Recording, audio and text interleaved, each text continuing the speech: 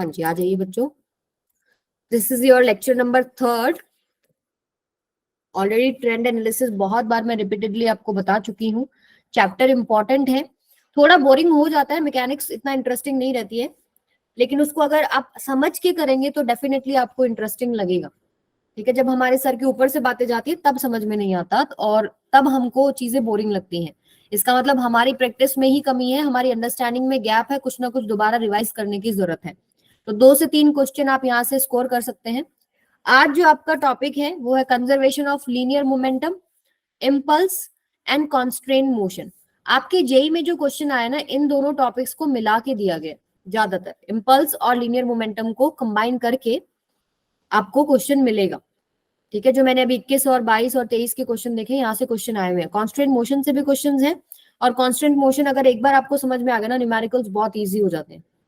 ठीक है, तो सबसे पहले आप ये क्वेश्चन सॉल्व करके बताइए कि आंसर क्या आएगा। ए, बी, सी और D. 2 masses m1 and m2 are tied together at the 2 ends। यहाँ पर एक m1 है, ठीक है, और यहाँ पे एक m2 है, of ends of a light inextensible string, जो स्ट्रेच नहीं हो सकता है, that passes over a frictionless pulley। पुली भी frictionless दी है आपको, ठीक है, और लाइट बोला है तो massless भी है। when the mass m2 is twice that of m1, the acceleration of system is a1। यानी m2 जब आपके पास 2m1 है तो एक्सेलरेशन सिस्टम की निकल के आती है a1। सेकंड क्या बोला, when mass m2 is thrice of m1, तो आपके पास एक्सेलरेशन क्या निकल के आती है a2। आपको रेशो पूछा गया है a1 बाय a2 क्या होगा। ठीक है, तो पहले आप एक बार ये कंडीशन यूज करेंगे, एक्सेलरेशन निकालेंगे, फिर ये कंडीशन यूज करके एक्सेलरेशन निकालेंगे, फिर उनका रेशो लेंगे। तो बताइए आंसर क्या आएगा। कल मैंने आपको इक्वेशंस लिखनी सिखाई थी, ठीक है, और अगर फॉर्मूला भी याद है तो भी आप इसको अटेम्प्ट कर सकते हो। फॉर्मूला क्या था एक्सेलरेशन का, m2g माइनस m1g बाय में m1 प्लस में m2। m2 क्या होता है, ग्रेटर देन, मतलब जो मास बड़ा होता है वो m2 होता है आपके पास। ठीक है, तो आप फॉर्मूला उठाओ, अप्लाई करो, a1 निकालो, a2 निकालो, देन उन दोनों को डिवाइड करो। अगर फॉर्मूला याद नहीं होता तो इक्वेशन लिखनी भी मैंने आपको सिखाई थी। जो मास बड़ा होता है उस तरफ एक्सेलरेशन ले लो, ये नीचे ए से जा रहा है तो दूसरा ऊपर ए से जाएगा। ठीक है, फिर दोनों मासेस के लिए इक्वेशन लिखो, सॉल्व करो, एक्सेलरेशन निकालो। ठीक है, दोनों तरीके से कर सकते हैं। तो प्लीज सॉल्व इट और बताइए आंसर कितना आएगा, कमेंट कीजिए बेटा।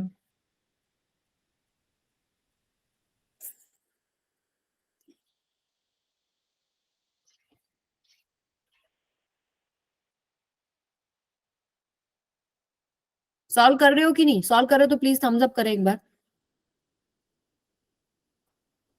कम ऑन एवरीवन, इतने आलसी मत बनो, इतने आलसी मत बनो से ना मुझे वो याद आ रहा है, सिंचन कार्टून, ऐसे कुछ बोलते हैं ना वो। देखा है सबने सिंचन। बी आंसर आया है, बी रौनक का 2/3। चलिए एक आंसर का और वेट करते हैं, बताइए रौनक का आंसर सही है या नहीं। तनिषा, आदित्य, हर्ष, कुंदन कह रहे हैं सही है। थम्स अप मतलब सही बोल रहे हो। B, yes, B correct answer है। आप सिंपली फॉर्मूला उठाएं, एक्सेलरेशन अगर ये ए से नीचे जा रहा है तो ये ए से ऊपर जाएगा। ठीक है, फर्स्ट केस ले लेते हैं a1, that is equal to m2g minus में m1g बाय में m1 प्लस में m2। अब m2 आपके पास m2 है, इसको m2 ही रख लेते हैं। ठीक है, g कॉमन ले लेते हैं, और m1 इन्होंने कितना बोला है, अच्छा m2 आपको बोला ट्वाइस ऑफ m1, तो m1 कर लेते हैं। चलो, ट्वाइस ऑफ m1 माइनस में m1 डिवाइडेड बाय में 3m1 हो जाएगा। ठीक है, ऐसे ही आप a2 निकालोगे, उस केस में आपके पास क्या आएगा, 3m1 माइनस में m1 into g divided by में 4m1। ठीक है, इसको आप सॉल्व कर लीजिए, ये आएगा आपके पास कितना, 2 और 1/3g, और ये कितना आएगा 2g/4, 2 1 जा 2 2 जा, यानी ये आएगा g/2। आपको निकालना क्या है, a1 बाय में a2। A1 आपके पास आया है g/3 और A2 आया आपके पास g/2, तो आंसर आपके पास आ रहा है 2/3। आसान था या नहीं सवाल?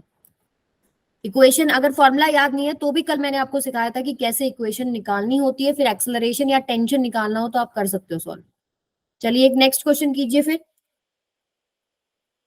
ये केस भी मैंने कल आप लोगों के साथ सेपरेटली डिस्कस किया था कि और बताया था कि इंपॉर्टेंट है।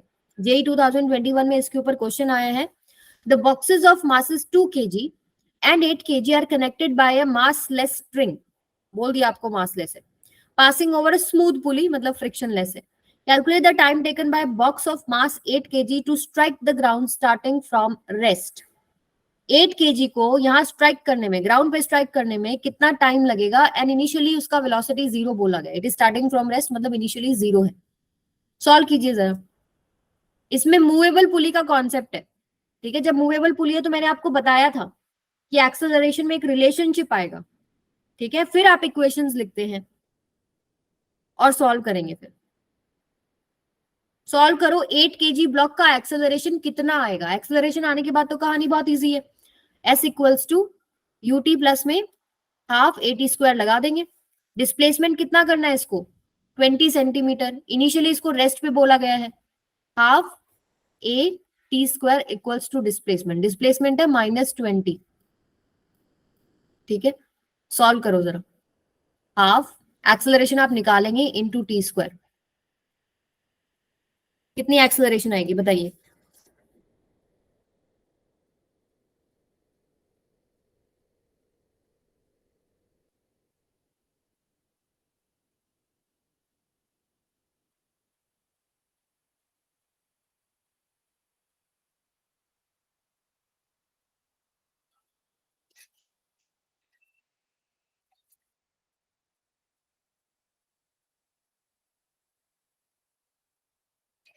कल आपको क्या बताया था मैंने कि अगर पुली मूव करेगी, जैसे मान लीजिए ये जो ब्लॉक है अगर ये नीचे जाता, ये ऊपर जा रहा है इस केस में, ठीक है, तभी ये 8 kg का ब्लॉक नीचे आएगा, ठीक है। तो अगर मान लीजिए ये x डिस्टेंस नीचे चला तो कितना लेंथ फ्री हो जाता है? 2x। इधर से भी x फ्री हो जाएगा और इधर से भी x फ्री हो जाएगा, ठीक है। तो आपके पास ये 2x ऊपर आएगा अगर ये x जा रहा है।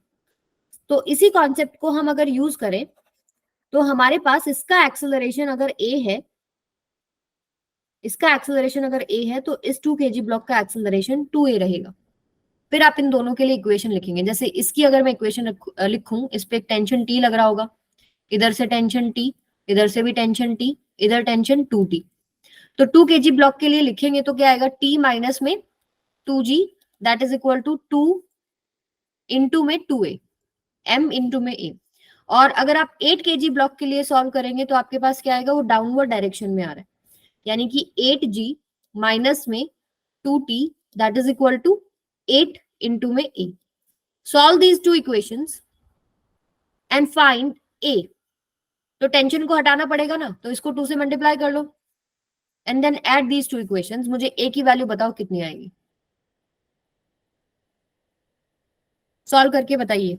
इक्वेशन मैंने आपको बता दी, अब सॉल्व करके बताओ वैल्यू कितनी आएगी।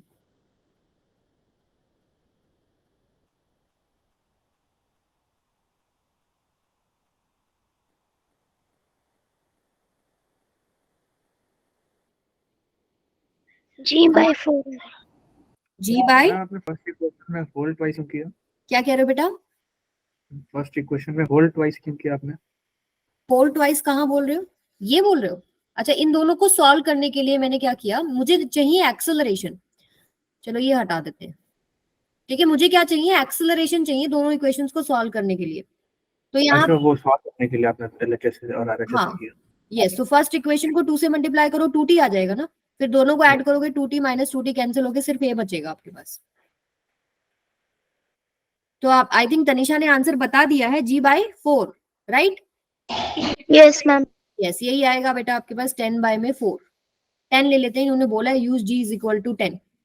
और अब ये देखो, ये जो 8 kg ब्लॉक है इसको डिस्प्लेसमेंट कितना है, कितना करना है? 20 सेंटीमीटर, ठीक है।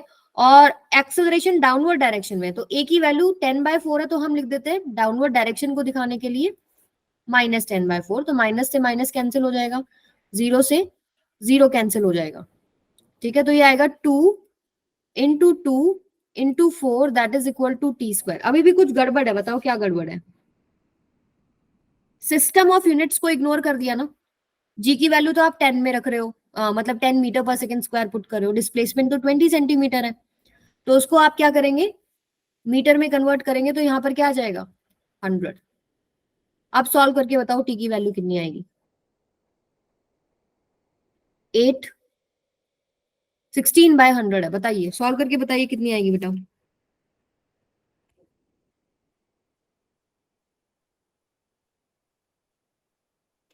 टाइम की वैल्यू कितनी आएगी?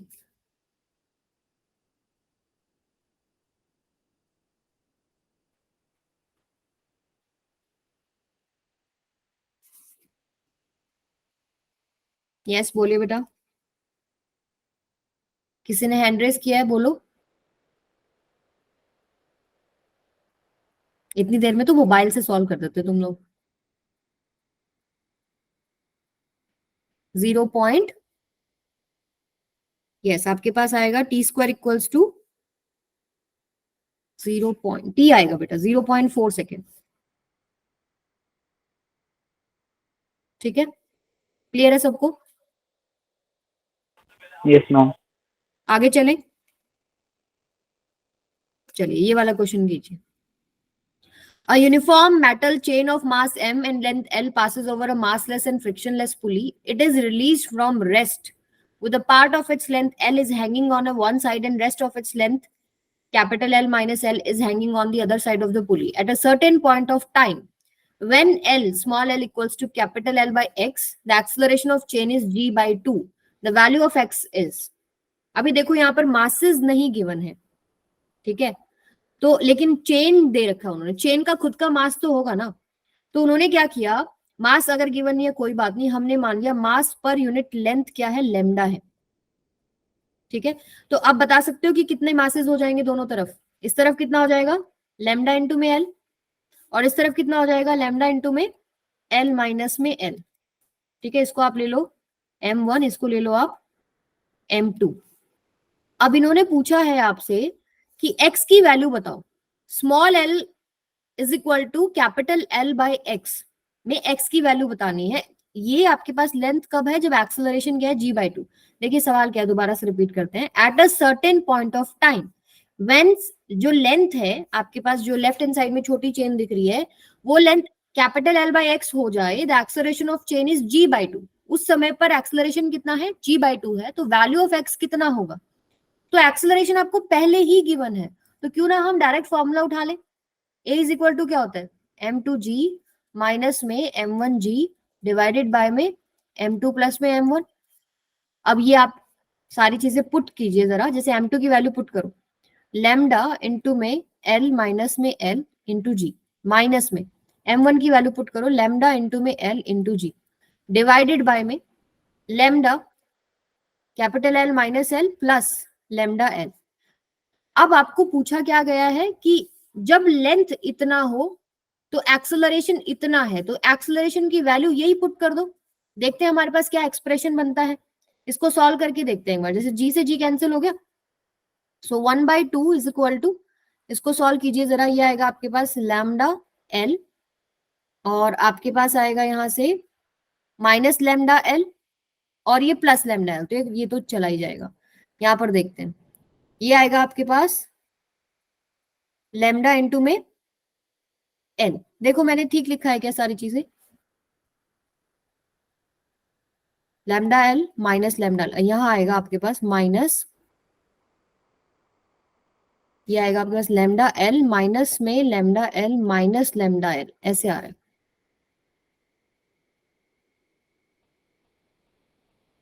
ये कैपिटल एल, तो ये आएगा माइनस में 2 लैम्डा एल,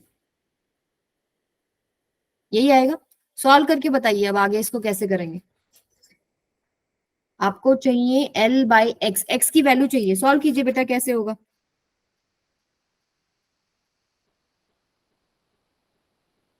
कैलकुलेशन देखिए, ठीक है, लैम्डा इंटू में एल माइनस एल, माइनस में लैम्डा एल, ठीक है, नीचे भी ठीक है। ऊपर आपके पास बच रहा है, इसको अगर हम आगे फर्दर सॉल्व करते हैं तो आपके पास क्या बच रहा है, देखो L by two is equal to L minus में टू। देखो लैम्डा लैम्डा आप सारा कैंसिल कर सकते हैं ना, कैपिटल एल माइनस में टू एल, ये बच रहा है। इसको सॉल्व करते हैं फर्दर, तो ये टू एल इक्वल्स टू क्या हो जाएगा, एल माइनस में एल बाई टू। इसको आगे सॉल्व करेंगे तो टू एल इक्वल्स टू क्या हो रहा है, एल बाय में टू, यानी एल की वैल्यू कितनी हो रही है, एल बाय में फोर। जब आपने acceleration g by two put कर दी ना, इसको सॉल्व किया तो स्मॉल एल की value capital L by four आ रही है, तो एक्स की वैल्यू कितनी हो गई, फोर। एक बार दोबारा देख लो। अभी देखिए दिमाग में बहुत चीजें आती हैं कि सबसे पहली बात, एक्सेलरेशन के फॉर्मूले में मासेस होते हैं, ठीक है। अभी तक हम देख रहे थे कि पुली पे दोनों तरफ मासेस होते हैं, कोई जरूरी नहीं है, मास आपके चेन की फॉर्म में भी हो सकते हैं, ठीक है। आपको एक्सेलरेशन ऑलरेडी गिवन है तो दिमाग में सीधा स्ट्राइक करना चाहिए कि एक्सेलरेशन का फॉर्मूला लेके देखते हैं फाइनल एक्सप्रेशन क्या बनता है, हो सकता है आपके पास ऐसा कुछ फॉर्म ही बन जाए, ठीक है। मास गिवन नहीं था तो आप जब भी मास वॉल्यूम वगैरह गिवन नहीं होते और आपको यूज करना है मान लीजिए फॉर्मूला में, तो हम क्या चीज यूज करते हैं, मास पर यूनिट लेंथ एक क्वांटिटी मान लेते हैं, ज्यादातर वो न्यूमेरिकल्स में कैंसिल ही हो जाती है, ठीक है। या मास पर यूनिट वॉल्यूम मान लेते हैं, जैसे ग्रेविटेशन के चैप्टर में हम ऐसे ही करते हैं, मास पर यूनिट वॉल्यूम मानते हैं, ठीक है। तो ये चीजें हैं जो धीरे धीरे न्यूमेरिकल्स करते हुए आपकी स्किल बनेगी, बस फिर इसको सॉल्व करना था। लास्ट में एक्सप्रेशन ही हमारा वो आ गया जो क्वेश्चन में पूछा गया था, तो एक्स की वैल्यू क्या हो गई आपके पास, फोर। तीनों क्वेश्चन क्लियर है सबको? Yes ma'am. चलिए फिर आगे चलते हैं। बताइए, कल हमने टॉपिक किया था लिफ्ट प्रॉब्लम से रिलेटेड है, with what acceleration should a box descend so that a block of mass m placed in it exerts a force mg by 4 on the floor of the box। बताइए, box है मान लो, ठीक है, कितना acceleration से descend करे, descend मतलब नीचे आए, so that a block of mass m placed in it, ताकि जो इसके अंदर एक ब्लॉक रखा है वो एक्सर्ट करे force mg by 4 on the floor. अब जो बॉक्स इस सरफेस के ऊपर एक्सर्ट करता है वो क्या है, नॉर्मल रिएक्शन। सिमिलरली ये सरफेस इसके ऊपर भी करता है, और आपको पता है कि normal reaction equal and opposite लगते हैं, तो यहाँ पर भी mg बाय 4 लगेगा, ठीक है। मास ऑफ द ब्लॉक आपको ऑलरेडी दे रखा है, जो कि वेट mg लगाएगा उसके ऊपर। तो अब बताओ कैसे, क्या इक्वेशन लिखेंगे हम लोग, फटाफट इक्वेशन बता दो क्या लिखोगे, mg minus mg by 4 that should be equals to mass into में acceleration, mass of the block into में acceleration, ठीक है। इसको आप सॉल्व करेंगे क्या बनेगा आपके पास, 3mg में 4 that is equal to mass into acceleration। सो आपके पास एक्सेलरेशन की वैल्यू कितनी आ गई, 3g/4। अब वो अगर ऑप्शन में आपको पॉइंट्स वगैरह में दे रखा है तो आप इसको आगे फर्दर सॉल्व कर सकते हैं, लेकिन ये समझ में आना चाहिए कि इन्होंने ये बोला कि बॉक्स कितना फोर्स एक्सर्ट करता है, दैट इज नॉर्मल रिएक्शन। तो पलट के ये सरफेस भी बॉक्स के ऊपर एक नॉर्मल रिएक्शन देगा, फिर इसकी इक्वेशन देखेंगे कि भाई ये नीचे ए एक्सेलरेशन से जा रहा है तो इसके ऊपर लग रहा है एक इसका वेट, एक इसका normal reaction mg by 4, then mg minus mg by 4 equals to ma। Clear है सबको क्वेश्चन? बोलिए, कम ऑन यार, यस और नो तो बोला करो तुम लोग। चलो आगे आ जाओ। ये क्वेश्चन होमवर्क में दिया था, इसमें मैंने आपको बताया था पर्सन का वेट आपको कितना लेना है, मास कितना लेना है सॉरी, 60 kg, और लिफ्ट का कितना लेना है, 30 kg। किया है सॉल्व किसी ने?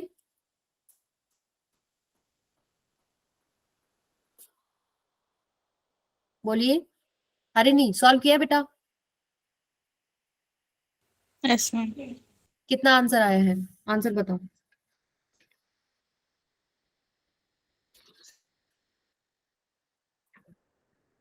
आंसर बताइए, क्या नॉर्मल रिएक्शन 150 आया है और टेंशन आपकी 450 आनी चाहिए, मैच हो रही है बेटा?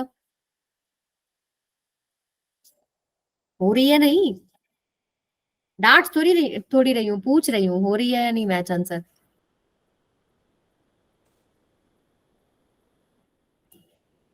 आर्यन सॉल्व किया बेटा?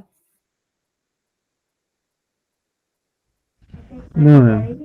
नहीं किया, चलो कोई बात नहीं, अभी देखो। अब देखिए क्या करना है, find force exerted on lift by man when lift is at rest. कितना फोर्स ये मैन इस लिफ्ट पे एग्जर्ट करेगा जब ये सारा सिस्टम जो है वो इक्विलिब्रियम में है, उसने लिफ्ट को खुद से पकड़ा हुआ है, ठीक है। जो पर्सन इसके ऊपर एग्जर्ट करेगा वो नॉर्मल रिएक्शन ही तो है। पर्सन इसके ऊपर एक फोर्स एग्जर्ट करेगा, नॉर्मल रिएक्शन, ये पर्सन के ऊपर फोर्स एग्जर्ट करेगी, नॉर्मल रिएक्शन। पर्सन के ऊपर एक वेट और लग रहा है mg, ठीक है।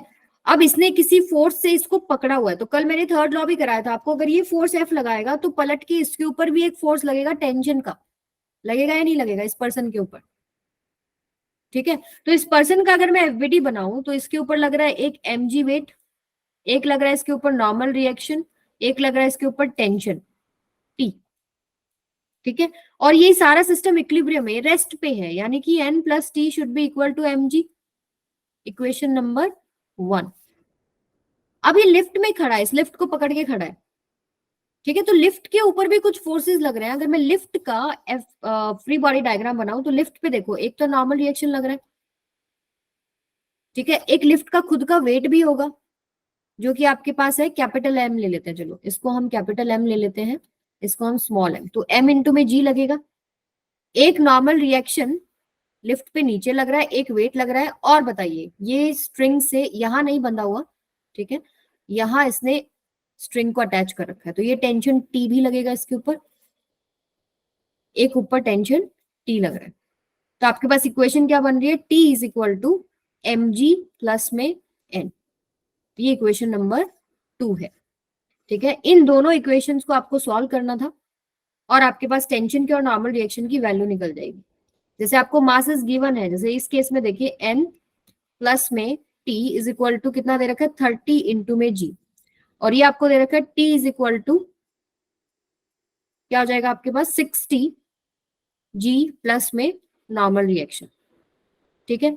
तो अभी देखो फोर्स एक्सर्टेड, नॉर्मल रिएक्शन निकालना है तो सब्ट्रैक्ट कर देते हैं इस इक्वेशन को। जैसे इस इक्वेशन को थोड़ा चेंज करिए पहले, तो इस इक्वेशन को हम क्या लिख सकते हैं, नॉर्मल रिएक्शन एक तरफ ले आते हैं, ये आएगा आपके पास n माइनस, कोई दिक्कत नहीं, इसको ऐसे ही ले लो आप, इसको ऐसे लो। आपने शायद वेट उल्टा, मास उल्टा ले ली। नहीं मास नहीं उल्टा लिया मैंने स्मॉल m 60 लिया है, कोई दिक्कत नहीं है, स्मॉल m की 60 वैल्यू पुट करी है, और लिफ्ट की मैंने 30 पुट करी है, 30 ही पुट करनी। लिफ्ट की इक्वेशन कौन सी थी, ये थी ना, अच्छा यस, यहाँ पर आपके पास आएगा 60, यहाँ पर आएगा आपके पास 30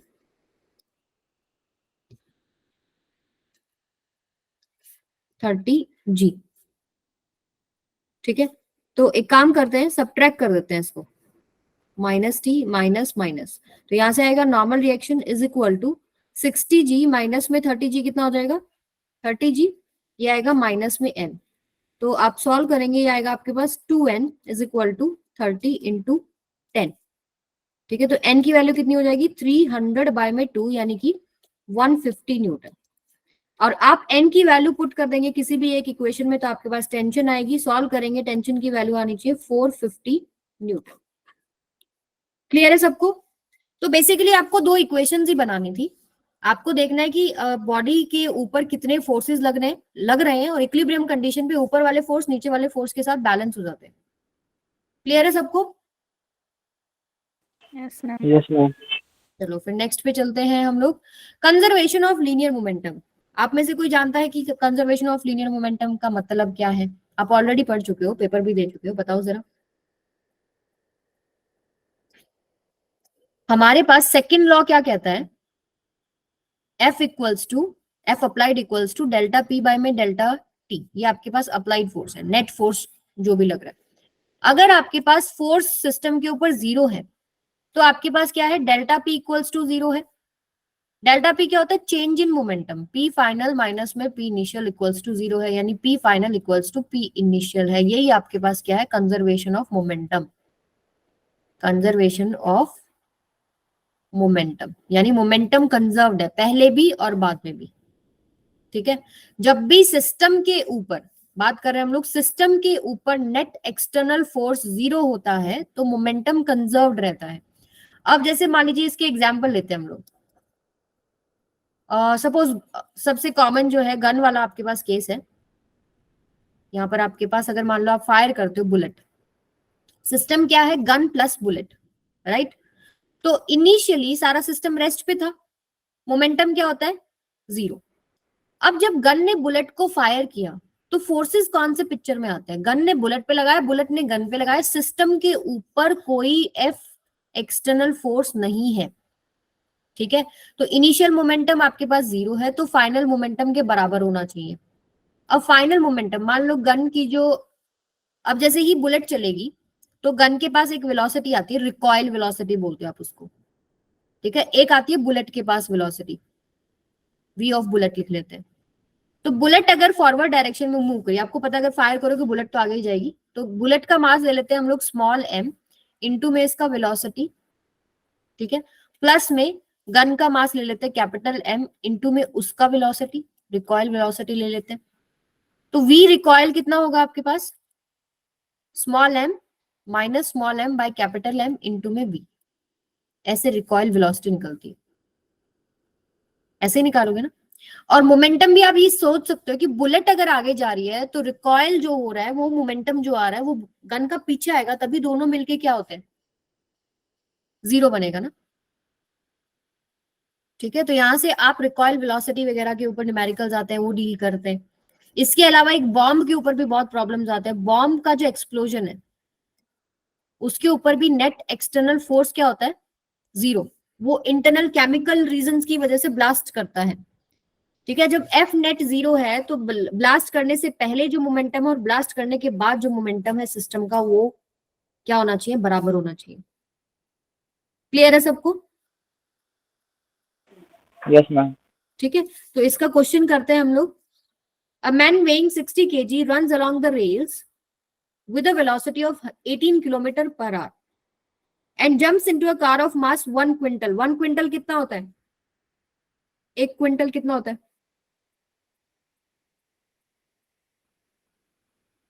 100 होता है।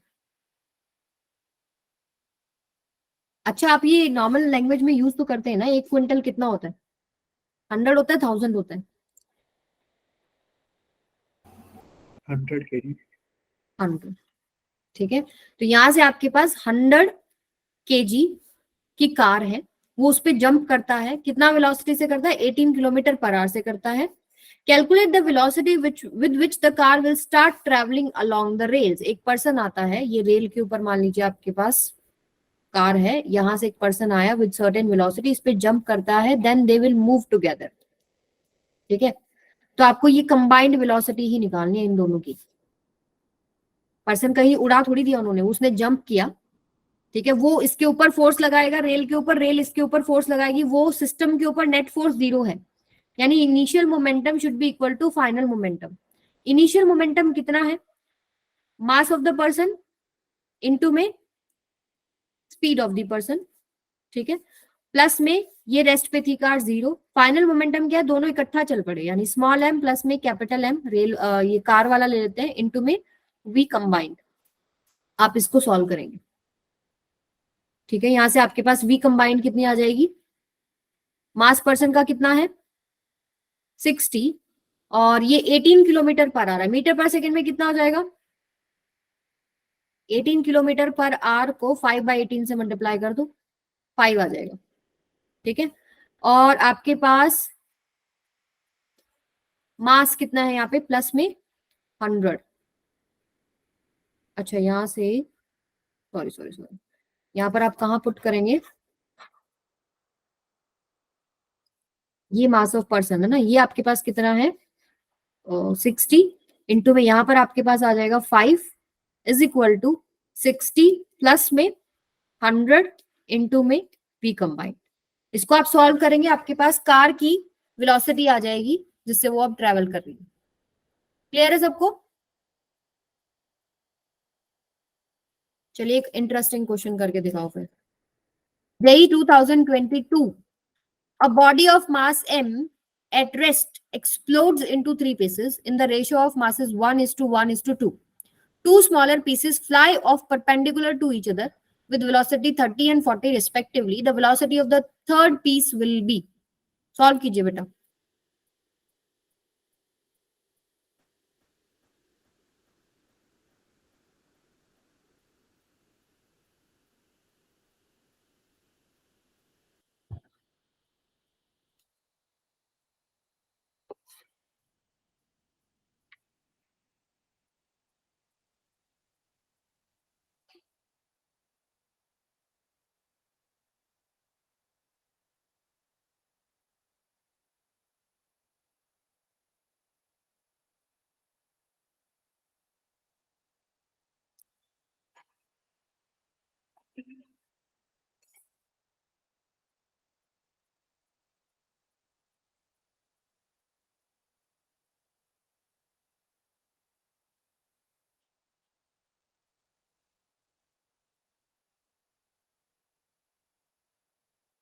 पहले तो ये बताओ सिस्टम के ऊपर नेट फोर्स 0 है या नहीं है.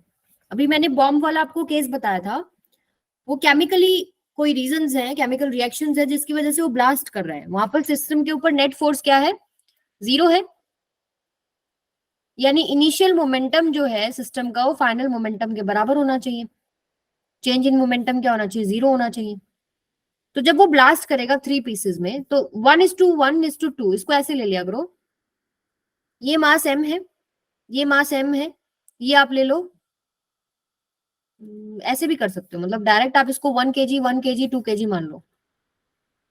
ठीक है, ये आपके पास 1 kg है, ये 1 kg है, ये आपके पास 2 kg है. ठीक है, तो यहां से आप देखते हैं इनिशियल मोमेंटम तो 0 है, बॉम्ब रेस्ट पे रखा था. फाइनल मोमेंटम दो पीसेस जो हल्के पीसेस हैं, यही बोला गया ना, 3 पीसेस स्मॉलर पीसेस. यस. सो आपके दो पीसेस आएंगे, एक इधर जाएगा एक इधर जाएगा परपेंडिकुलर. ठीक है, तो इनका जो मोमेंटम बनना चाहिए ना, वो ऐसे बनना चाहिए कि जो थर्ड पीस है उसके अपोजिट हो. तो आपको थर्ड पीस का वेलोसिटी बताना है. तो आप इसको क्या लिख सकते हो, जैसे अगर मैं इसका मोमेंटम लिखूं, फाइनल मोमेंटम आपके पास क्या रहेगा? एक तो रहेगा इसका जो मास है, जो थर्ड पीस है इसका मास कितना लिया है? 2 इंटू में v प्लस में आपके पास क्या आएगा? ये जो दो पीसेस का बन रहा है ये कितना आपके पास मास कितना है इनका? 1 है. ठीक है, तो मास इंटू में वेलोसिटी आप करेंगे. वेलोसिटी लिख लो पहले. तो वेलोसिटी कितनी हो जाएगी आपके पास? 30 आई कैप प्लस में 40 जे कैप, ये ले लेते हैं. ठीक है, तो 30 आई कैप प्लस में 40 जे कैप इंटू में इनका मास कितना आपके पास? 1. ठीक है, इसको आप सॉल्व करके बताओ अब v की वैल्यू कितनी आएगी. v वेक्टर निकालो पहले, फिर उसका मैग्नीट्यूड निकालिए.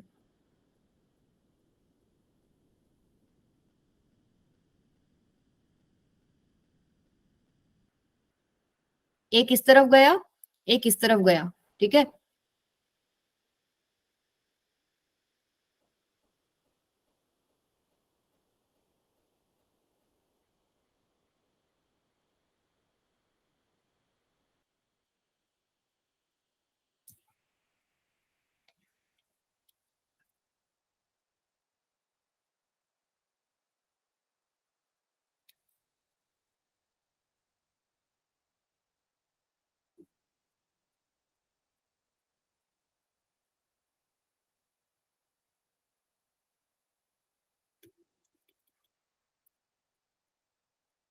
क्लियर है सबको यहां तक? अब देखिए आंसर तो मैच नहीं कर रहा हमारे पास, अब क्या करें? हमें क्या चाहिए? वैल्यू, मैग्नीट्यूड बताना है हमको. ये नेगेटिव साइन का मतलब तो क्या है कि इनका जो रिजल्टेंट आएगा इसके अपोजिट जा रहा है थर्ड पीस. ठीक है, तो आप इसको कैसे सॉल्व करेंगे? अब इसका जो रिजल्टेंट रहेगा वो क्या रहेगा? 30 बाय में 2 का होल स्क्वायर प्लस में 40 बाय में 2 का होल स्क्वायर.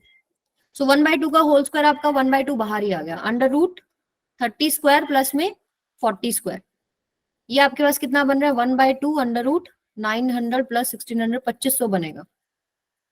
ठीक है, ये आपके पास बनेगा 50 बाय 2, यानी कि 25 आंसर आना चाहिए। क्लियर है सबको? चलिए अब आगे चलते हैं फिर हम। नेक्स्ट आपका जो टॉपिक है वो है इम्पल्स। इम्पल्स कह लो या आप इसको बोल सकते हैं एवरेज फोर्स। इम्पल्स क्या होता है, देखिए, जब लार्ज फोर्स अप्लाई होता है बॉडी पे for very short interval of time, then जो प्रोडक्ट है फोर्स का एंड जो टाइम इंटरवल है उसको हम इम्पल्स कहते हैं। इम्पल्स ऐसे डिफाइंड है, ठीक है, जब एक बहुत बड़ा फोर्स एक शॉर्ट टाइम के लिए लगता है, इन दोनों का जो प्रोडक्ट आप करेंगे दैट इज इम्पल्स। और सेकेंड लॉ से आपको पता है कि फोर्स होता है क्या, डीपी बाय में dt, ठीक है। तो F D T, large force multiply by this interval, वो एक्चुअली है क्या, चेंज इन मोमेंटम, ठीक है। तो यूनिट ऑफ इम्पल्स आप लिख सकते हैं ये चेंज इन मोमेंटम, इसके ऊपर न्यूमेरिकल आता है सीधा। यूनिट ऑफ इम्पल्स क्या हो जाएगी आपके पास, न्यूटन। क्या है impulse, change in momentum. Momentum की क्या होती है, मास इनटू में वेलोसिटी। वेलोसिटी की क्या होती है, मीटर पर सेकेंड, तो किलोग्राम मीटर पर सेकेंड, ठीक है। या फिर न्यूटन में लिखेंगे तो न्यूटन सेकेंड। डायमेंशन आप निकाल सकते हैं आराम से, फोर्स का आपको पता होता है mlt-2, टाइम का आपको पता होता है mlt-1 आ जाएगा, ठीक है। मान लीजिए आपके पास जो है फोर्स जो है दो केसेस में, एक तो मान लो पहला केस क्या है, if this force is acting from time t1 to t2, then integrating the above equation we get, जैसे इंपल्स का फॉर्मूला आपने क्या लिखा, di is equal to F D T, ठीक है। तो दोनों तरफ हम इंटीग्रेट करेंगे तो आपके पास टाइम t1 से t2 इंटीग्रेट कर दिया तो इंपल्स आ गया integration t1 t2 f dt is equal to integration p1 p2 of dp। इस पूरी इक्वेशन में इंटीग्रेट कर दिया हम लोगों ने। t1 से t2 अगर आपके पास क्या लग रहा है, फोर्स लग रहा है। केस 2, इफ कांस्टेंट और average force acts on a body, तो ये फोर्स बाहर कांस्टेंट है तो बाहर आ जाएगा। यही इक्वेशन हमने दोबारा लिखी, अब फोर्स कांस्टेंट है बाहर आ गया। इंटीग्रेशन ऑफ dt आपके पास क्या हो जाएगा, t1 से t2, t2 माइनस में t1 हो जाएगा। इंटीग्रेशन ऑफ dp क्या हो जाएगा, p2 माइनस में p1 हो जाएगा। तो आप इसको इस फॉर्म में भी लिख सकते हैं, I is equal to F average delta t is equal to delta p। अब आगे चलते हैं, अब कुछ एग्जांपल्स पे आ जाओ। एवरेज फोर्स भी अगर आपको निकालना पड़े ऐसे ही निकलता है, dp by dt, change in momentum by में टाइम इंटरवल जो है। अब देखिए पहला example, a cricketer lowers his hands while catching a ball so as to increase the time interval of momentum change. मून पीछे क्यों लेके जा रहे हैं, अगर सडन मोमेंटम चेंज होता है तो फोर्स ज्यादा लगेगा, ठीक है। फोर्स कम करने के लिए क्या करते हैं हम लोग, ये डेल्टा टी को बढ़ा देते हैं, मतलब मोमेंटम चेंज होने में टाइम लगे, तो उस केस में जो इम्पैक्ट आएगा हाथ पे वो कम आता है, चोट कम लगती है। या जो आपके व्हीकल्स में शॉकर्स होते हैं, वो भी ये जो चेंज इन मोमेंटम होता है आपके पास बॉडी का, उस वो चेंज इन मोमेंटम थोड़ा टाइम ले ताकि चोट कम लगे, नुकसान कम हो व्हीकल को। या buffers are provided in bogies of train to avoid जैसे कि आप मेट्रो में ट्रेवल किया होगा आप लोगों ने, तो दो डब्बों के बीच में ऐसे कुछ बना रखा होता है ना, वो ऐसे ऐसे घूमता रहता है, स्प्रिंग टाइप सा, होता है नहीं होता, वो भी यही करने के लिए। अगर वो नहीं होगा तो मूवमेंट के दौरान चेंज इन मोमेंटम सडन होगा और वहां पर जो है कुछ ना कुछ नुकसान हो जाएगा, तो वहां पर बफर्स वगैरह प्रोवाइडेड होते हैं। Person jumping on a hard cement floor receives more injury than person jumping on muddy और सैंडी रोड। अगर आप बिल्कुल सीमेंटेड उसके ऊपर जाएंगे तो आपके पास कुछ मोमेंटम आ रहा है, आप उससे टकराएंगे, फाइनल मोमेंटम आपका जीरो हो रहा है, तो चेंज इन मोमेंटम सडन होगा, अगर कम टाइम में होगा तो फोर्स यानी ज्यादा लगेगा, आपको चोट ज्यादा लगेगी, ठीक है। अगर मान लीजिए कोई स्ट्रेचेबल चीज पे आप गिर रहे हो, मड मड है, सैंडी रोड है, तो आप उसमें जो आपका चेंज इन मोमेंटम है आपकी बॉडी का, वो थोड़ा टाइम लेगा, चोट कम लगेगी, ठीक है। ये कुछ एग्जांपल्स होते हैं इम्पल्स के जो आपको पता होने चाहिए। अब क्वेश्चन पे आते हैं, a rigid ball of mass m strikes a rigid wall at 60 degree, ये 60 डिग्री पे स्ट्राइक कर रही है, आपको एंगल दिखा रखा है, and gets reflected without loss of speed as shown in the figure, यहां से आई रिफ्लेक्ट होगी 60 डिग्री पे ही। Value of impulse imparted by the wall on the ball will be, कितना इम्पल्स इम्पार्ट करेगा। इम्पल्स का फॉर्मूला क्या होता है, change in momentum, change in momentum, अगर मोमेंटम की फॉर्म में लिखना है। या फिर आपको फोर्स दे रखा हो एफ डी टी, आपको पता होना चाहिए कितना टाइम के लिए फोर्स लगा है, ठीक है, उससे भी निकाल सकते हो। अब सिंपली आपके जो न्यूमेरिकल्स है वो इसके ऊपर ज्यादा रहते हैं, I is equal to change in momentum. तो आप इस बॉल का इनिशियल मोमेंटम देखो क्या होगा, फाइनल मोमेंटम देखो, सब्ट्रैक्ट करो, बताओ आंसर कितना आएगा, सॉल्व कीजिए बेटा। इनिशियल मोमेंटम कैसे निकालोगे बॉल का, क्या करूं मैं, मोमेंटम होता है मास इनटू में इनिशियल वेलोसिटी को यू ले लेते हैं, चलो वेक्टर क्वांटिटी है। सो आपके पास क्या है, ये इसको एक्सटेंड कर देते हैं, इसको भी इधर एक्सटेंड कर देते हैं। ये आपके पास 60 डिग्री है, वैल्यू आपको v दी है, इधर कितना कंपोनेंट आएगा v cos 60 और नीचे कितना कंपोनेंट आएगा v sin 60। सो आपके पास क्या आएगा, मास इनटू में v cos 60 minus v sin 60। नीचे वाली डायरेक्शन के लिए हम लोगों ने माइनस लगा दिया 60 डिग्री। ये v cos 60 i कैप और ये आएगा आपके पास j कैप। ठीक है, फाइनल मोमेंटम क्या हो रहा है, फाइनल मोमेंटम मैं ग्रीन कलर से दिखा रही हूं। इधर इसका कंपोनेंट कितना आएगा v cos 60 और नीचे कितना आएगा v sin 60। सो फाइनल मोमेंटम कितना है, मास इनटू में आपके पास आएगा माइनस v cos 60, पीछे की तरफ डायरेक्शन है i cap, and minus v sin 60 j cap. So final momentum minus initial momentum ही आपके पास इम्पल्स है। सो फाइनल माइनस इनिशियल करिए जरा, क्या चीज कैंसिल हो रही है। जैसे इसमें से अगर आप ये माइनस करेंगे सो माइनस v cos 60 आएगा प्लस v sin 60 आएगा, तो ये और ये कैंसिल होगा। आपके पास आंसर में क्या बनेगा, change in momentum minus 2m v cos 60 i cap. Clear है सबको। अब देखो यहाँ पर आंसर्स क्या क्या है, आंसर्स हमारे पास वेक्टर में पूछा होता तो ये आंसर आता, आपको वैल्यू पूछिए तो माइनस 2m v cos 60 कितना होता है 1/2, 2 से 2 कैंसिल। मैग्नीट्यूड कितना है इसका, नेगेटिव साइन तो आपको ये डायरेक्शन पलट गई उसके लिए आ गया, एम वी इसका मैग्नीट्यूड है। ठीक है, आपके पास आंसर क्या रहेगा बी। एक क्वेश्चन और करके देखिए, यहां तक क्लियर है सबको। चलो नेक्स्ट क्वेश्चन पे आ जाओ। Two billiard balls of mass 0.05 kg each moving in opposite direction with 10 meter per second collide and rebound with the same speed. Collide करती हैं then rebound with the same speed. If the time duration of contact is 0.005 second, then what is the force exerted on the ball due to each other? ठीक है, force exerted, force exerted क्या होता है आपके पास, change in momentum bye में time interval delta T. Delta T आपको दे रखा है कितनी देर के लिए कांटेक्ट है 0.005, तो आपको चेंज इन मोमेंटम निकालना है। यहाँ पर न्यूटन थर्ड लॉ वैलिड होता है, कैसे कि एक बॉल जो लगाएगी दूसरे पे पलट के दूसरी बॉल पहली पे लगाएगी, तो एक बॉल का देख लो कि चेंज इन मोमेंटम क्या है और उसके साथ कांटेक्ट कितनी देर रहा है दूसरी बॉल का। जैसे अपोजिट डायरेक्शन में ट्रेवल कर रही है ना बॉल्स, एक इधर आ रही होगी एक इस डायरेक्शन में आ रही होगी, ठीक है, तभी तो कोलिजन होगा ना। अब वो कोलिजन होने के बाद, अब जैसे इनकी वैल्यू दे रखी है आपको 10 मीटर पर सेकंड से आ रही है दोनों एक दूसरे की तरफ 10 मीटर पर सेकंड से। अब वो जब कोलाइड करेंगी तो ये इधर चलेगी और ये इधर चलेगी, विद द सेम स्पीड चलेगी 10, ये भी 10 से चलेगी। ठीक है, और आगे क्या बोला, फोर्स एक्सर्टेड आपको निकालना है। तो एक बॉल उठाओ और चेंज इन मोमेंटम देखो कितना हो रहा है। जैसे इसका इनिशियल मोमेंटम आपके पास क्या है, पी इनिशियल कितना है इस बॉल का, माइनस में मास ऑफ द बॉल 0.05 इनटू में वेलोसिटी कितना है 10 और नेगेटिव क्योंकि पीछे की तरफ जा रही है। फाइनल मोमेंटम क्या है उसका, फाइनल मोमेंटम है 0.05 into 10। So final minus initial करेंगे तो आपके पास क्या आएगा, दोनों ऐड हो जाएंगे, ट्वाइस इनटू में 0.05 इनटू 10, तो आपके पास कितना आ गया ये आपके पास 1 बन रहा है। देखो 1 बन रहा है, 5 2 10 0.01, ये आएगा 5/100 इंटू 10 इंटू 2, तो ये से ये कट गया, 5 2 10, 10 से ये 10 भी कट गया, वन आंसर आ रहा है। अब फोर्स निकालना था, फोर्स क्या आपके पास, चेंज इन मोमेंटम बाय में टाइम, दैट इज 0.005, इतनी देर के लिए कांटेक्ट हुआ था, ये आएगा 1000 बाय में 5, 5 2 10 0 200 न्यूटन आंसर आएगा।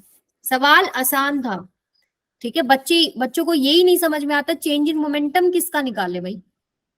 ठीक है, चेंज इन मोमेंटम एक बॉल का निकालेंगे। अब जैसे अगर ये पूछा होता दूसरी बॉल पे क्या फोर्स है, वो सेम लगेगा। जब टकराई है तो एक ने इस पे फोर्स लगाया तो इसने इस पे पलट के फोर्स लगाया, सिस्टम के ऊपर नेट फोर्स यहाँ 0 होता है। ठीक है, न्यूटन थर्ड लॉ एप्लीकेबल होता है यहाँ पे इम्पल्स वाले केस में। जेई 2022 का क्वेश्चन है, 4 नंबर इतने मस्त आराम से आपके स्कोर हो जाते हैं। एक और क्वेश्चन करो चलो। A bullet of 4 gram mass is fired from a gun of mass 4 kg.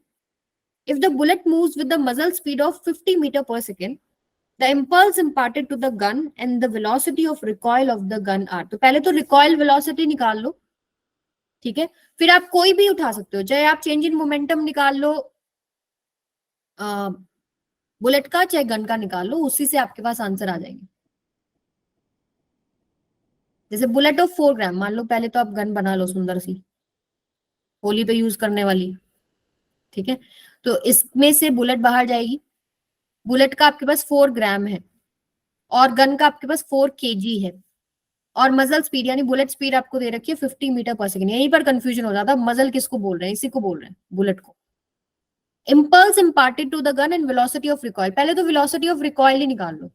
Velocity of recoil क्या है आपके पास, इनिशियल मोमेंटम सिस्टम का 0 है, फाइनल मोमेंटम सिस्टम का क्या होगा, जो गन का होगा 4 बाय में 1000 कर लो, इनटू में 50, प्लस में 4 इंटू में v, रिकॉइल के लिए मैं r सिंबल यूज कर रही हूँ, ठीक है। तो ये आपके पास क्या आएगा, माइनस में 4 by 1000 into 50 divided by 4 equals to recoil velocity आ जाएगी। 4 से 4 कैंसिल, 0 से 0 कैंसिल, ठीक है। रिकॉइल वेलोसिटी कितनी आ रही है आपके पास, 0.05। तो ये दो आंसर्स तो पॉसिबल ही नहीं है,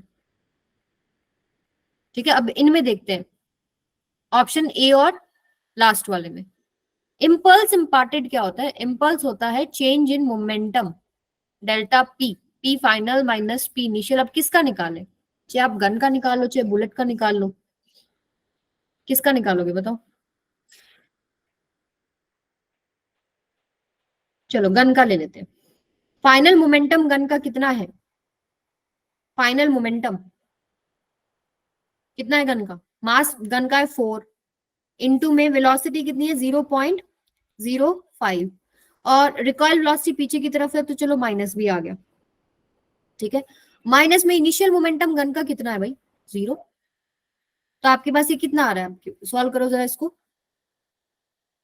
5 4 जा 20, कितना आएगा 0.2,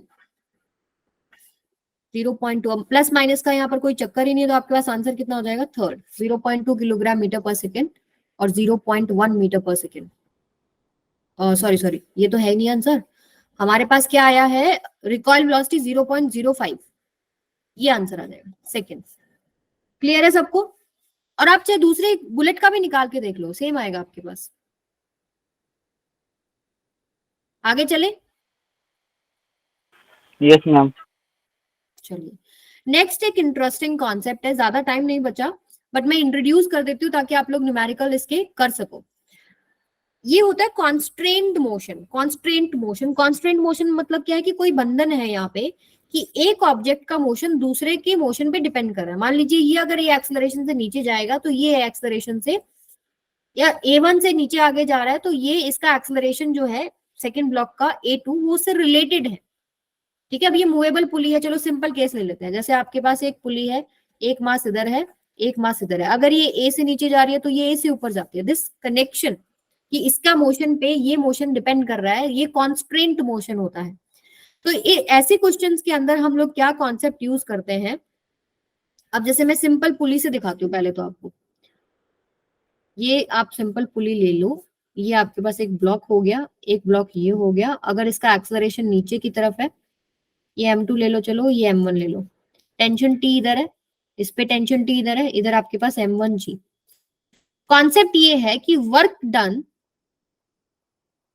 due to tension is 0। Tension force की वजह से सिस्टम के ऊपर जो वर्क डन रहेगा वो 0 रहेगा। अभी करके भी देख लेते हैं। अभी देखो वर्क डन क्या होता है, फोर्स इनटू में डिस्प्लेसमेंट। इसका एक्सेलरेशन A नीचे है तो चलो डिस्प्लेसमेंट x मान लेते हैं, x नीचे जाएगा तो ये x ऊपर भी जाएगा, ठीक है। तो यहां पर टेंशन वर्क डन क्या होता है, फोर्स डॉट डिस्प्लेसमेंट। तो ये आपके पास फोर्स क्या है, टेंशन एक फोर्स है, डिस्प्लेसमेंट क्या है इसका, नीचे की तरफ है, कोस 180, कितना हो गया माइनस में टी एक्स। इस ब्लॉक पे देखते हैं, टेंशन भी ऊपर है और डिस्प्लेसमेंट भी ऊपर है, तो टी एक्स आ जाएगा, एक प्लस टी एक्स आ रहा है, एक माइनस टी एक्स आ रहा है, नेट कितना बन रहा है, 0 बन रहा है। यानी टेंशन की वजह से वर्क डन कितना होता है, 0 होता है। क्लियर है ये बात सबको? तो हम लोग क्या लिखते हैं, सिस्टम के ऊपर जितने भी work done due to tension है, ठीक है, T1 dot x1 plus T2 dot x2, मान ली कितने भी टेंशन, जहां पर भी जितना भी ऑब्जेक्ट है, तो ये आएगा T1, ये 1 मान लेते हैं चलो, डॉट x1 प्लस में T2 डॉट x2, इस तरीके से, एंड प्लस में जितना भी इक्वल्स टू 0 बनेगा। तो लिखने का तरीका क्या होता है, summation T dot x equals to 0, ये डिस्प्लेसमेंट है और ये टेंशन फोर्स है। इसी का अगर मैं दोबारा डिफरेंशिएशन कर दूं तो dx बाई dt हो जाता है v, तो tension dot v is equal to 0 होता है। इसी का दोबारा डिफरेंशिएशन कर दूं तो tension dot a is equal to 0 होता है। ये कॉन्सेप्ट को यूज करके भयंकर भयंकर न्यूमेरिकल सॉल्व हो जाते हैं। इसको ले लो एक बार के लिए a2, इसको ले लो इस a1, अब करो जरा t a1 प्लस में ये आएगा आपके पास minus 2t a2, dot product खोलेंगे, जैसे इसका एक्सेलरेशन नीचे है तो टेंशन ऊपर है, तो माइनस में आ जाएगा, दिस इज इक्वल टू 0, यहां से सॉल्व होगा, टेंशन टेंशन कटेगा, a1 इक्वल्स टू क्या आएगा 2a2, एम्प्लाइज a2 की वैल्यू क्या आएगी a1 बाय में 2। तो a2 अगर आपके पास, अगर आपने ये a2 लिया है तो a1 कितना आ रहा है, इसका आधा, तो इसको हम अगर सिंप्लीफिकेशन के लिए क्या करते हैं, a2 को हम 2a ले लेते हैं।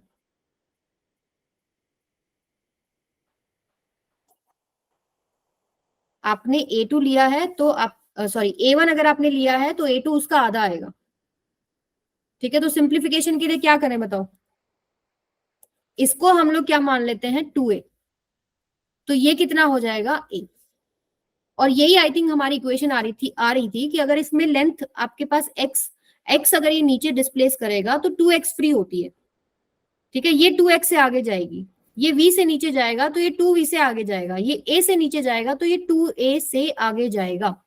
सेम कॉन्सेप्ट से हमारे पास आंसर आ गया, ठीक है। तो अब इसको एक क्वेश्चन पे लगा के दिखाती हूँ, फिर आपको और क्लैरिटी आएगी। आगे आ जाओ, जैसे ये वाला क्वेश्चन आप ऑलरेडी सॉल्व कर चुके हो, इस पे लगा के देखते हैं। ये भी छोड़ो, आप एक इजी क्वेश्चन देखते हैं, ये वाला देखिए कैसे सॉल्व करना है। अभी देखो यहाँ पर आपको वेलोसिटी दे रखी है कि भाई अगर मैं इस ब्लॉक 1 को 6 मीटर पर सेकेंड से इधर चलाती हूँ, ठीक है, तो आपको बताना है कि इस ब्लॉक की वेलोसिटी कितनी होगी, वेलोसिटी कितनी होगी, वी ले लेते हैं, वी कितना होगा। तो अगर आप इसको आगे लेके जाओगे, यहाँ ये स्ट्रिंग से अटैच्ड है, तो एक टेंशन टी आएगी, ठीक है, और इसकी बात करें तो इधर से टेंशन टी टी, और यहां से आपके पास टेंशन टी, यहां पर देखेंगे तो टेंशन टी, ये भी टेंशन टी, सेम स्ट्रिंग चल रहा है ना, तो आपके पास ये क्या आएगा, इधर आएगा 2t, ठीक है। इसके विद रिस्पेक्ट टू देखेंगे अगर हम, जैसे स्ट्रिंग सेम कौन सा है वो लीजिए, ये वाला स्ट्रिंग सेम था, तो इस पे हमने टेंशन टी, इधर ये 2t हो गया, तो इधर आपके पास कितना आएगा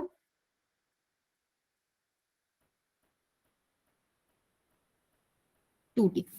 अब इसके ऊपर हम लगाएंगे summation t dot v is equal to 0, ठीक है। इसको सॉल्व करके बताओ मुझे वेलोसिटी कितनी आ रही है आपके पास,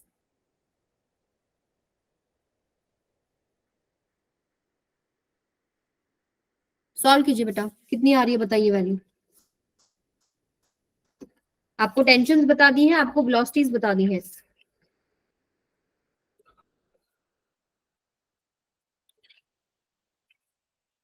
यस गौरव,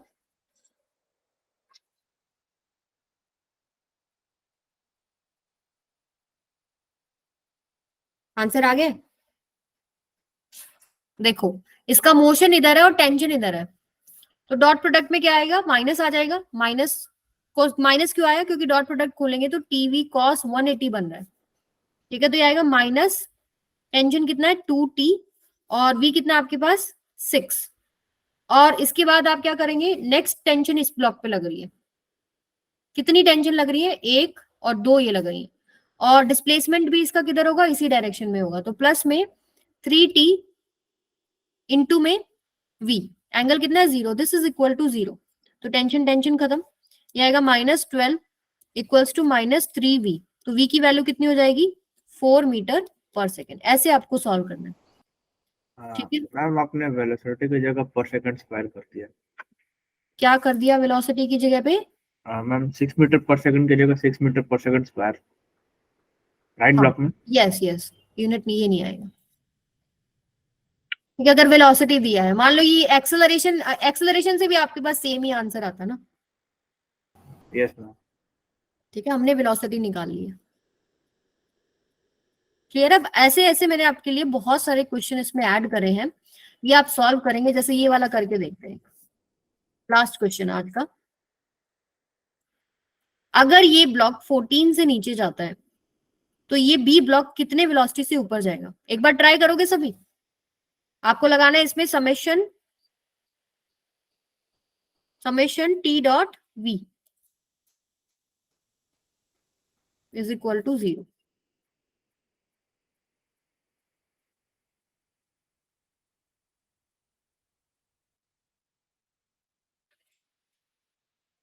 टेंशन ड्रॉ करो, इधर आएगी टी, ठीक है, ये पूरा स्ट्रिंग चल रहा है, इधर भी आएगी टी, इधर भी आएगी टी, इधर भी आएगी टी, इधर भी आएगी टी, ये भी टी, ये भी टी, ये भी टी, कमाल हो गया, बहुत सारे टी हो गए हैं, ठीक है। तो इस ब्लॉक की बात करो पहले, तो कितना होगा, वेलोसिटी नीचे टेंशन ऊपर, -t इंटू में 14, और इस ब्लॉक की बात करते हैं, इस पे कितनी टेंशन है, बहुत टेंशन है इस पे, 1 2 3 4 5 6 7 टेंशन है, प्लस में 7 इंटू में वी बी, क्योंकि दोनों का डायरेक्शन यहाँ देखो, ये टी है, ये भी ये भी ये भी सेम डायरेक्शन में वेलोसिटी, सेम डायरेक्शन में tension, this is equal to 0, so -t into में 14 is equal to -7 V B, तो टी से टी कैंसिल होना चाहिए, 7t आएगा यहाँ पे, 7t, तो t से t कैंसिल, माइनस से माइनस कैंसिल, वीबी की वैल्यू कितनी आ गई 2 मीटर पर सेकेंड, ठीक है। इक्वेशन लिखने लग जाते तो कितनी इक्वेशन हो जाती है ना, इजी हो गया नहीं हो गया। तो ये बेटा आप सॉल्व करेंगे, आप लोगों के लिए बहुत सारे इसमें क्वेश्चंस एडेड हैं। सो बेसिकली आज हमने प्रॉब्लम ही ज्यादातर डिस्कस करी है, न्यूमेरिकल डिस्कस करे थे हम लोगों ने कल के टॉपिक्स पे, ठीक है, जिसमें पुलिस सिस्टम पे प्रॉब्लम्स थी। और बताइए क्या डिस्कस हुआ है आज, इम्पल्स और कंजर्वेशन ऑफ मोमेंटम, और एक कांस्टेंट मोशन का रिलेशनशिप आपको समझाया है कि समेशन टी डॉट ए 0 होता है, summation T dot V is equal to 0 होता है, summation T dot X equals to 0 होता है। कांस्टेंट मोशन मतलब क्या होता है, जब एक ऑब्जेक्ट का मोशन दूसरे ऑब्जेक्ट को अफेक्ट करता है, ठीक है, जैसे टेंशन की वजह से work done due to tension, work done due to tension, इन सिस्टम की बात करेंगे, देखो अलग अलग ब्लॉक के ऊपर वर्क हो रहा है, लेकिन सिस्टम के ऊपर अगर आप बात करते हैं तो वो 0 बनता है, ठीक है। इस कॉन्सेप्ट को यूज करके न्यूमेरिकल्स हम सॉल्व करते हैं। तो आप लोगों के लिए यहाँ पर भी और एडेड है क्वेश्चन, सारे आप प्रैक्टिस करेंगे। नेक्स्ट क्लास में ये जितने भी केसेस पेंडिंग है दोबारा इनको फिर से पिक करेंगे, सारे के सारे दोबारा सॉल्व करेंगे ये, लेकिन एक बार आप ये कॉन्सेप्ट लगा के देखना, बड़ा मजा आता है सही में, मुझे तो बहुत मजा आता है इन क्वेश्चंस के अंदर, एक बार सॉल्व करके देखिएगा।